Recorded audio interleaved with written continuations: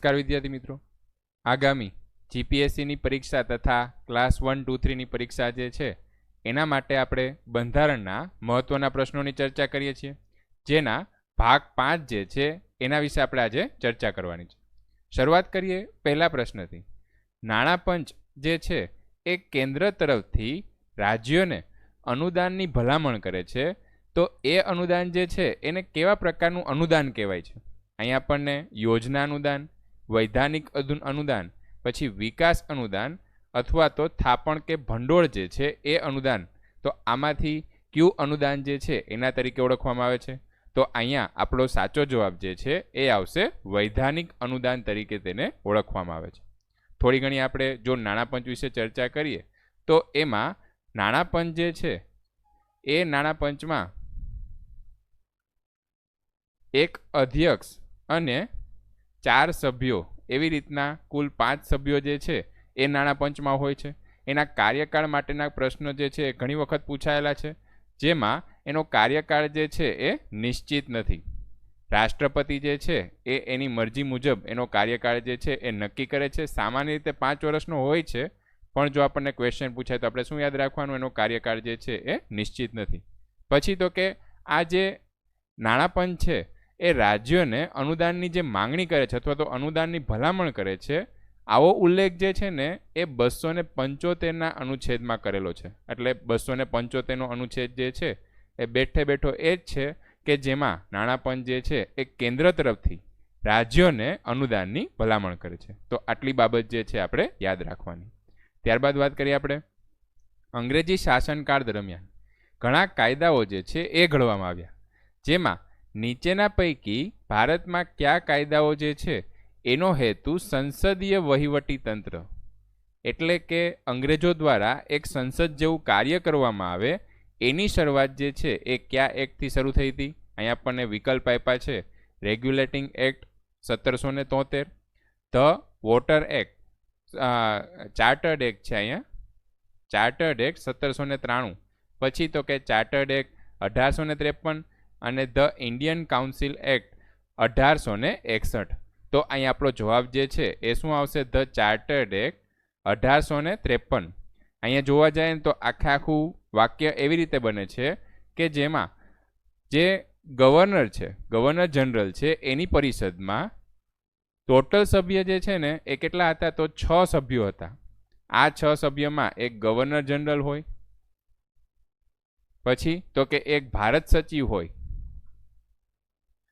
અને સાથે સાથે 4 અન્ય સભ્યો જે છે એ આમાં રાખવામાં આવ્યા હતા. ત્યારબાદ શું થાય છે? તો કે આમાં 6 સભ્યો જે છે એનો ઉમેરો કરવામાં આવે છે. ક્યારે? તો ચાર્ટર્ડ એક્ટ 1853માં આ 6 સભ્યો જે છે એનો ઉમેરો કરવામાં આવે છે. માટે કુલ સભ્ય સંખ્યા કેટલી થઈ જાય છે? 12. ગવર્નર જનરલની પરિષદમાં કુલ સભ્ય સંખ્યા જે છે એ 12 થઈ જાય છે, જે સંસદ જેવું કાર્ય કરે છે. ભારત માટે સંસદ જેવું કાર્ય કરે છે. માટે આપણો અહીં જવાબ જે છે એ શું આવશે? 1853. ત્યારબાદ વાત કરીએ આપણે ભારતીય બંધારણના કયા સુધારા અંતર્ગત શિક્ષણનો અધિકાર, જો કે આ ક્વેશ્ચન જે છે બહુ બધી વખત પૂછાયેલો છે એટલે આપણને યાદ જ હોય કે જેમાં 86મો બંધારણીય સુધારો જે છે એના અંતર્ગત જે શિક્ષણનો અધિકાર જે છે એને મૂળભૂત અધિકાર તરીકે લેવામાં આવ્યો છે. અહીં આપણે જોઈએ તો 3 અનુચ્છેદ જે છે એમાં કંઈક ને કંઈક ફેરફાર થયા છે. એક આવે છે અનુચ્છેદ 21, એનો પેટા વિભાગ એ, એમાં 6 થી 14 વર્ષ જે છે એના બાળકો માટે અથવા તો 6 થી 14 વર્ષના બાળકો માટે મફત અને ફરજિયાત શિક્ષણ જે છે એ ઉમેરવામાં આવ્યું.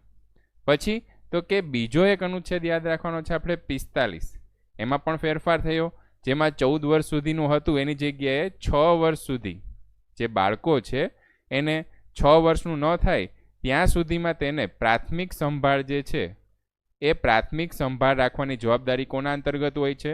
રાજ્યના અંતર્ગત હોય છે. અને ત્રીજો એક અનુચ્છેદ આવે છે અનુચ્છેદ 51 એ, આ મૂળભૂત ફરજો જે છે એમાં પણ ફેરફાર થયો. એમાં એક વધારાનો અનુચ્છેદ ઉમેરવામાં આવ્યો, જેમાં 6 થી 14 વર્ષના બાળકો જે છે એની સંભાળ અથવા તો તેને શિક્ષણ આપવાની જવાબદારી જે છે એ કોની રહેશે? તો કે વાલીઓ અથવા તો માતા પિતા જે છે એની આ જવાબદારી રહેશે. તો આ 3 અનુચ્છેદ જે છે એમાં ફેરફાર કરવામાં આવ્યા. ત્યારબાદ વાત કરીએ આપણે નીચેના પૈકી કોણ કેન્દ્રીય તકેદારી આયુક્ત, જેને આપણે CVC સેન્ટ્રલ વિજિલન્સ કમિશન એના તરીકે ઓળખીએ છીએ, તો એની પસંદગી માટે જે સમિતિ બનાવવામાં આવે એમાં આમાંથી કયા સભ્ય નથી? અહીંયા વિકલ્પ આપ્યા છે વડાપ્રધાન, ગૃહમંત્રી, લોકસભાના અધ્યક્ષે વિરોધ પક્ષના નેતા. તો આવો ક્વેશ્ચન જે છે એ અગાઉ આવી ગયો છે. અહીંયા આપણો જવાબ જે છે એ શું આવશે? લોકસભાના અધ્યક્ષ જે છે એ આ પસંદગી માટેની જે સમિતિ છે એના સભ્ય નથી હોતા.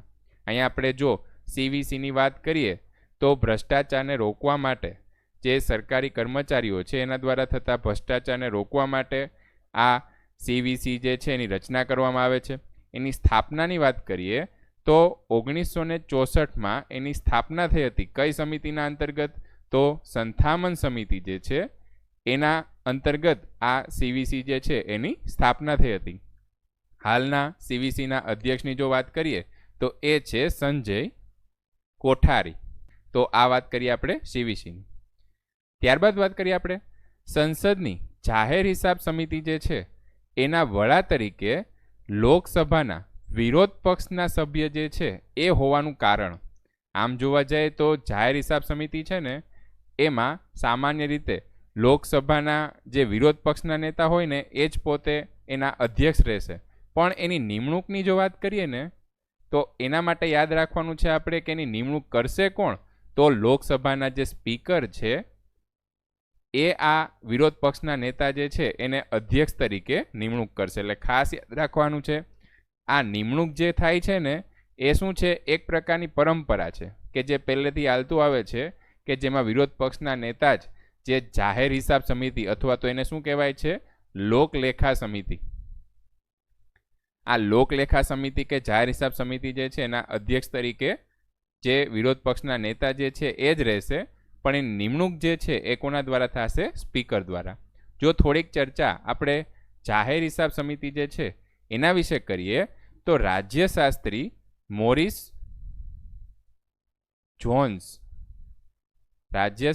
મોરિસ જોન્સ છે એના દ્વારા એવું કહેવામાં આવ્યું હતું કે લોકલેખા સમિતિ જે છે ને એ સંસદની ચોકિયાત અને લોકહિત રક્ષક છે. કારણ કે લોકલેખા સમિતિ જે છે એ કેગના રિપોર્ટ જે છે એમાં કંઈક ને કંઈક ફેરફાર કરવાનું અથવા તો એને કંઈ સલાહ સૂચન આપવાનું આ બધા કાર્ય જે છે એ આ સંસદની સમિતિ જે છે એ કરે છે. માટે આપણે આ મોરિસ જોન્સ જે છે એનું વાક્ય યાદ રાખવું રહ્યું કે જેમાં સંસદ જે છે એની ચોકિયાત અથવા તો લોકહિત રક્ષક જે છે એ આ સમિતિ છે. આ સમિતિના સભ્યની જો વાત કરીએ તો 15 જે છે એ લોકસભાના અને 7 સભ્યો જે છે એ રાજ્યસભાના હોય છે. તો આટલી બાબત જે છે એ આપણે આ સમિતિ માટે યાદ રાખવાની. ત્યારબાદ વાત કરીએ આપણે ભારતીય બંધારણનો અનુચ્છેદ 280 જે છે એ નાણાં પંચની જોગવાઈ કરે છે. તો આ નાણાં પંચ જે છે એ કેવી સંસ્થા છે? અહીં આપણને વિકલ્પ આપ્યા છે સ્વાયત્ત સંસ્થા, ન્યાયિક સંસ્થા, અર્ધન્યાયિક સંસ્થા કે ઉપરના પૈકી એક પણ નહીં. આપણે બંધારણીય સંસ્થા જોઈએ, પછી તો કે વૈધાનિક સંસ્થા જોઈએ. અહીંયા આપણને એ સિવાયની આ રીતે ન્યાયિક સંસ્થા કે અર્ધન્યાયિક સંસ્થા એવી રીતે પણ ક્વેશ્ચન પૂછી શકે. તો આપણો જવાબ જે છે એ શું આવશે? અર્ધન્યાયિક સંસ્થા જે છે એ આ નાણાં પંચ છે. સાથે સાથે આવી કેટલીક અર્ધન્યાયિક સંસ્થા છે ને એના વિશે જો ચર્ચા કરીએ ને તો એક આવે છે રાષ્ટ્રીય પછાત વર્ગ આયોગ. રાષ્ટ્રીય પછાત વર્ગ આયોગ જે છે એ પણ કેવી છે? તો અર્ધન્યાયિક સંસ્થા છે. સાથે સાથે સેબી, આ તો આપણે ક્યાંક ને ક્યાંક સાંભળેલું હોય, જેનું પૂરું નામ થાય છે security and exchange board of India. આ પણ શું છે? અર્ધન્યાયિક સંસ્થા છે. સાથે સાથે ભારતીય પ્રતિસ્પર્ધા આયોગ, આ પણ શું છે? એક પ્રકારની અર્ધન્યાયિક સંસ્થા છે જેને કોમ્પિટિશન કમિશન ઓફ ઇન્ડિયા તરીકે પણ ઓળખવામાં આવે છે. અને એક આવે છે કેન્દ્રીય વીજળી નિયામક આયોગ. આ પણ શું છે? તો કે અર્ધ ન્યાયિક સંસ્થા છે. તો આવી સંસ્થા આપણે ક્યાંક ને ક્યાંક વાંચેલી હોય તો આપણને જ્યારે ક્વેશ્ચન પૂછાય ત્યારે આવડી જાય. તો આપણે જવાબ જે છે એ આવશે અર્ધ ન્યાયિક સંસ્થા. ત્યારબાદ વાત કરીએ આપણે ભારતના સંવિધાનના અનુચ્છેદ 312 અન્વયે રાજ્યસભા જે છે એનું ગઠન કરવાની ભલામણ કરવાનો વિશેષાધિકાર અથવા તો રાજ્યસભાને કયો વિશેષાધિકાર આપવામાં આવેલો છે? તો આ આપણે અનુચ્છેદ 312 જો આવડતો હોય તો પણ આપણા માટે આનો આન્સર આપવો ઇઝી થઈ જાય. નવી અખિલ ભારતીય સેવાઓ જે છે ને એનું સર્જન કરવાનો હક કોની પાસે રહેલો છે? રાજ્યસભા પાસે રહેલો છે, નહીં કે લોકસભા પાસે. તો આ એનો એક આપણે હક કહી શકીએ. સાથે સાથે અહીંયા જળ વિવાદ ટ્રિબ્યુનલ જે છે એની જો વાત કરીએ તો એનો અનુચ્છેદ આપણે યાદ રાખવાનો છે 262. જળ વિવાદ જે છે ને એનો ઉકેલ કરવા માટે જે ટ્રિબ્યુનલ બનાવવામાં આવે છે એનો અનુચ્છેદ 262 છે. જ્યારે વહીવટી ટ્રિબ્યુનલની જો વાત કરીએ તો એનો અનુચ્છેદ ખાસ યાદ રાખવાનો છે 323(1) અને 323(2). 323(1) જે છે એ કેન્દ્ર માટે અને 323(2) જે છે એ રાજ્ય માટે વહીવટ જે છે અથવા તો કોઈ સરકારી કર્મચારી જે છે એના પ્રશ્નોનો ઉકેલ તાત્કાલિક લાવવા માટે આ વહીવટી ટ્રિબ્યુનલ જે છે એ બનાવવામાં આવે છે. તો અહીં આપણો જવાબ જે છે એ શું આવશે? નવી અખિલ ભારતીય સેવાઓ જે છે એનું સર્જન કરવા માટે. ત્યારબાદ વાત કરીએ આપણે કોણે ભારતીય સંઘને કેન્દ્રીયકરણનું વલણ ધરાવતા સંઘ તરીકે ઓળખાવ્યું છે? અહીંયા વિકલ્પ આપ્યા છે જેમાં કેસી શેર, પછી તો કે ગ્રાનવિલ ઓસ્ટિયન, આઈવર જેનિંગ્સ અને પીએચ એપલબાઈ. તો આવા 4 સભ્યો જે છે એમાંથી કોણે એવું કીધેલું છે કે ભારતીય સંઘ જે છે ને એ કેન્દ્રીયકરણનું વલણ ધરાવતો, એટલે કે બધી શક્તિ જે છે માત્ર ને માત્ર કેન્દ્ર પાસે રહેશે એવું વલણ ધરાવતો સંઘ છે. તો આ ફેક્ટ બેઝ ક્વેશ્ચન છે. આપણા એમાં જવાબ જે છે એ આવશે આઈવર જેનિંગ્સ. ત્યારબાદ વાત કરીએ આપણે નીચેના પૈકી કોના કલ્યાણ માટે તમામ યોજનાઓનો ખર્ચ જે છે એ કેન્દ્ર સરકાર ઉઠાવશે એવું બંધારણમાં સુનિશ્ચિત કરેલું છે? તો અહીંયા આપણને વિકલ્પ આપ્યા છે એમાં અનુસૂચિત જાતિઓ, જનજાતિઓ, ત્યારબાદ બંને અથવા તો લઘુમતીઓ. તો અહીંયા ખાસ યાદ રાખવાનું છે અનુસૂચિત જાતિઓ અને અનુસૂચિત જનજાતિઓ આવતું નથી. જવાબ આપણો શું આવશે? અનુસૂચિત જનજાતિઓ છે એના કલ્યાણ માટે તમામ ખર્ચ જે છે એ કોણ ઉઠાવશે? કેન્દ્ર સરકાર ઉઠાવશે એવી જોગવાઈ બંધારણમાં કરેલી છે. થોડી ઘણી ચર્ચા આપણે અનુસૂચિત જાતિઓ તથા જનજાતિઓ માટે કરીએ તો બંનેના અનુચ્છેદ યાદ રાખવાના છે. અનુસૂચિત જાતિઓ માટે અનુચ્છેદ આવે છે 341 અને અનુસૂચિત જનજાતિઓ માટે અનુચ્છેદ આવે છે 342. સાથે સાથે બંનેના આયોગની જો વાત કરીએ તો અનુસૂચિત જાતિઓ માટે આયોગ આવે છે 338, આ અનુચ્છેદમાં એનો ઉલ્લેખ કરેલો છે, જ્યારે જનજાતિઓ માટેનો અનુચ્છેદ આવે છે 338A. અહીં આપણો જવાબ જે છે શું આવશે? અનુસૂચિત જનજાતિઓ માટે કેન્દ્ર સરકાર ખર્ચ ઉઠાવે છે. ત્યારબાદ લોકસભાના અધ્યક્ષની ચૂંટણીની વાત કરેલી છે. તો એમાં કેવી રીતે લોકસભાના અધ્યક્ષ જે છે ચૂંટાય છે? અહીંયા આપણને વિકલ્પ આપ્યા છે. એમાં ગૃહમાં બહુમતી ધરાવતો પક્ષ જે છે એ ચૂંટી કાઢે, બંને ગૃહના સભ્યો દ્વારા ચૂંટાય, પછી તો કે રાષ્ટ્રપતિ જે છે એ ચૂંટી કાઢે પણ વડાપ્રધાન સાથે પરામર્શ અથવા તો સલાહ લઈને, અને ગૃહ દ્વારા પોતાના સભ્યોમાંથી ચૂંટાય. તો અહીંયા આપણો જવાબ જે છે એ શું આવશે? તો કે લોકસભાના અધ્યક્ષ જે છે ને એ લોકસભામાંથી ચૂંટાઈ આવે છે, એટલે કે ગૃહના સભ્યો જે છે એ પોતે લોકસભાના અધ્યક્ષને ચૂંટી કાઢશે. તો આપણો જવાબ જે છે એ ગૃહ દ્વારા. અહીંયા બંને ગૃહ જે છે એ ભાગ લેતા નથી. તો આપણે થોડી ઘણી લોકસભાના અધ્યક્ષ વિશે ચર્ચા કરીએ તો અનુચ્છેદ 93 જે છે એમાં લોકસભાના અધ્યક્ષ તથા ઉપાધ્યક્ષ વિશે ચર્ચા કરેલી છે, જેમાં આપણે એક વસ્તુ ખાસ યાદ રાખવાનું છે કે લોકસભાના અધ્યક્ષ જે છે એ અધ્યક્ષ તરીકે શપથ લેતા નથી અથવા તો એને કોઈ લેવડાવતું પણ નથી. એટલે આપણને આવો ક્વેશ્ચન જે છે ને એ ઘણી વખત પૂછાય છે કે લોકસભાના અધ્યક્ષને કોણ શપથ લેવડાવે છે, પણ એ ગૃહના સભ્ય બન્યા હોય ત્યારે એને શપથ લીધેલી જ હોય, એટલે અલગથી લોકસભાના અધ્યક્ષ તરીકે શપથ લેતા નથી. એવી જ વસ્તુ આપણે ઉપાધ્યક્ષ માટે પણ યાદ રાખવાની છે. તો અહીંયા આપણો જવાબ જે છે એ ડી આવશે. ત્યારબાદ વાત કરીએ આપણે નીચેના પૈકી કઈ સંસદીય સમિતિ નથી? અહીંયા આપણને વિકલ્પ આપ્યા છે વ્યાપાર સલાહકાર સમિતિ, ત્યારબાદ અનુસૂચિત જાતિઓ અને જનજાતિઓ માટેના કલ્યાણ સમિતિ, લઘુમતી કલ્યાણ સમિતિ અને લાભના પદો માટેની સંયુક્ત સમિતિ. તો અહીંયા લઘુમતી કલ્યાણ સમિતિ જે છે એવી એક પણ સંસદીય સમિતિ જે છે એ નથી. થોડી ઘણી ચર્ચા આપણે અલગ અલગ સમિતિઓ વિશે કરીએ તો વ્યાપાર સલાહકાર સમિતિ જે છે એ 15 સભ્યોની બનેલી છે અને આ 15 સભ્યો જે છે એ કેના હોય છે તો માત્ર ને માત્ર લોકસભાના જ હોય છે.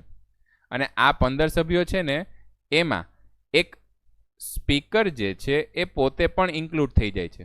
એટલે સ્પીકર જે છે એ આ સમિતિના અધ્યક્ષ હોય છે અને સ્પીકર જે છે એ આ 15 સભ્યોમાં આવી જાય છે. તો આ વ્યાપાર સલાહકાર સમિતિ છે. ત્યારબાદ વાત કરીએ આપણે અનુસૂચિત જાતિઓ અને જનજાતિઓના કલ્યાણ સમિતિ. તો એમાં શું આવશે તો 20 જે છે એ લોકસભાના અને 10 સભ્યો જે છે એ રાજ્યસભાના આ સમિતિના સભ્યો હોય છે. તો કુલ સંખ્યા કેટલી થઈ જશે 30 સભ્યોની સમિતિ હોય છે. જ્યારે લાભના પદો માટે સંયુક્ત સમિતિની જો વાત કરીએ તો એમાં લોકસભાના 10 સભ્યો અને રાજ્યસભા છે એના 5 સભ્યો જે છે એ હોય છે. એટલે ટોટલ સભ્ય સંખ્યા કેટલી થઈ જશે 15 સભ્ય સંખ્યા થઈ જશે. તો આવી અલગ અલગ સમિતિઓ જે છે એના વિશે આપણને ક્વેશ્ચન પૂછાય ત્યારે આપણે યાદ રાખી શકીએ. ત્યારબાદ વાત કરીએ આપણે ભારતીય બંધારણમાં કેન્દ્ર અને રાજ્ય વચ્ચે સત્તાની વહેંચણી જે છે એ કેમાં એ પદ્ધતિ જે છે એનો ઉલ્લેખ થયેલો છે. અહીં આપણને 4 વિકલ્પ આપ્યા છે. એમાં મોર્લે મિન્ટો સુધાર 1909, Montagu ચેમ્સફોર્ડ 1919, government of India act 1935 અને ઇન્ડિયા ઇન્ડિપેન્ડન્સ એક્ટ 1947. તો આની ચર્ચા આપણે અગાઉના લેક્ચરમાં 2 થી 3 વખત કરેલી છે કે ગવર્મેન્ટ ઓફ ઇન્ડિયા એક્ટ જે છે એના અંતર્ગત જ કેન્દ્ર અને રાજ્ય બંનેની જે સત્તાની વહેંચણી જે છે એ કરવામાં આવી હતી અને કેન્દ્ર યાદીના વિષય પછી તો કે રાજ્ય યાદીના વિષય અને સંયુક્ત યાદીના વિષય જે છે એની રચના કરવામાં આવી હતી. તો આવી રીતે સત્તાની વહેંચણી જે છે એ ગવર્મેન્ટ ઓફ ઇન્ડિયા એક્ટ અંતર્ગત કરવામાં આવી છે. હાલ આપણે જોવા જોઈએ તો અનુસૂચિ 7 જે છે એમાં કેન્દ્ર અને રાજ્ય વચ્ચે સત્તાની વહેંચણી જે છે એના અલગ અલગ વિષયોની ચર્ચા કરેલી છે. ત્યારબાદ વાત કરીએ આપણે સંવિધાન મુજબ દેશના શાસન માટે નીચેના પૈકી શું મૂળભૂત છે. અહીંયા આપણને અલગ અલગ વિકલ્પ આપ્યા છે. એમાં મૂળભૂત અધિકારો, મૂળભૂત ફરજો, રાજ્યનીતિના માર્ગદર્શક સિદ્ધાંતો કે ચૂંટણીને લગતી જોગવાઈઓ. અહીંયા આપણે આ ક્વેશ્ચન જે છે 2 થી 3 વખત વાંચીએ ને તો આપણને ખ્યાલ આવે કે દેશનું જો શાસન ચલાવવું હોય તો સરકારે કઈ કઈ બાબતોનું ધ્યાન રાખવું જોઈએ, એટલે કે સરકારની કેવી નીતિ જે છે એ હોવી જોઈએ. તો નીતિ નિર્દેશક સિદ્ધાંત જે છે એ શું થઈ જશે એના માટે મૂળભૂત થઈ જશે. એટલે કે રાજ્ય જે છે એને તથા દેશનું કેન્દ્ર જે છે એમાં જેની સરકાર જે છે એને કેવી રીતે નીતિ નિયમો ઘડવા અથવા તો કેવી રીતે શાસન ચલાવવું એ એના માટે મૂળભૂત જે છે એ થઈ જશે. માટે આપણો જવાબ જે છે શું આવશે રાજ્યનીતિના માર્ગદર્શક સિદ્ધાંતો જે છે એ દેશના શાસન માટે મૂળભૂત છે. ત્યારબાદ વાત કરીએ આપણે નીચેના પૈકી કોણ બંધારણ સભાની મૂળભૂત અધિકારોની પેટા સમિતિના અધ્યક્ષ હતા. જો આપણે સામાન્ય રીતે વડાપ્રધાન યાદ રાખતા હોય પછી કેટલાક વિશેષ જે ભાગ આપેલા છે અથવા તો કાર્યો આપેલા છે એવી સમિતિ યાદ રાખતા હોય પણ સાથે સાથે આપણે આવી પેટા સમિતિ જે છે ને એ પણ ખાસ યાદ રાખવાની. અહીંયા આપણને વિકલ્પ આપ્યા છે. એમાં પંડિત જવાહરલાલ નહેરુ, જે.બી. કૃપલાણી, પછી તો કે રાજેન્દ્ર પ્રસાદ અને પટ્ટાભી સીતારમણ. તો અહીંયા આપણો જવાબ જે છે એમાં મૂળભૂત અધિકારોની પેટા સમિતિ જે છે એના અધ્યક્ષ કોણ હતા તો જે.બી. કૃપલાણી જે છે એ એના અધ્યક્ષ હતા. અહીંયા આપણને જે ઓપ્શન આપ્યા છે એના દરેકની આપણે જો ચર્ચા કરીએ તો પંડિત જવાહરલાલ નહેરુ જે છે એ કેન્દ્ર બંધારણ સમિતિ જે છે એના અધ્યક્ષ હતા. પછી તો કે સંઘ શક્તિ સમિતિ જે છે એના અધ્યક્ષ હતા અને રાજ્ય સાથે વાટાઘાટો સમિતિ જે છે એના અધ્યક્ષ પણ જવાહરલાલ નહેરુ હતા. ત્યારબાદ ડૉક્ટર રાજેન્દ્ર પ્રસાદ જે છે એની જો આપણે ચર્ચા કરીએ તો તે સંચાલન અથવા તો સમજૂતી સમિતિ જે છે એના અધ્યક્ષ હતા. પછી કાયદો અને પ્રક્રિયા સંબંધિત જે સમિતિ હતી એના અધ્યક્ષ રાજેન્દ્ર પ્રસાદ હતા અને રાષ્ટ્ર ઝંડાની અસ્થાયી સમિતિ. જો ખાસ યાદ રાખવાનું છે, રાષ્ટ્ર ઝંડા જે છે એની અસ્થાયી સમિતિ, કારણ કે ઝંડા સમિતિ જે છે એના અધ્યક્ષ કોણ હતા પાછા? જે.બી. કૃપલાણી. પણ અહીંયા અસ્થાયી સમિતિના અધ્યક્ષ જે છે એ રાજેન્દ્ર પ્રસાદ હતા, અને નાણાં અને સ્ટાફ સમિતિ જે છે એના અધ્યક્ષ પણ રાજેન્દ્ર પ્રસાદ હતા. ત્યારબાદ વાત કરીએ આપણે પટ્ટાભી સીતારમણ.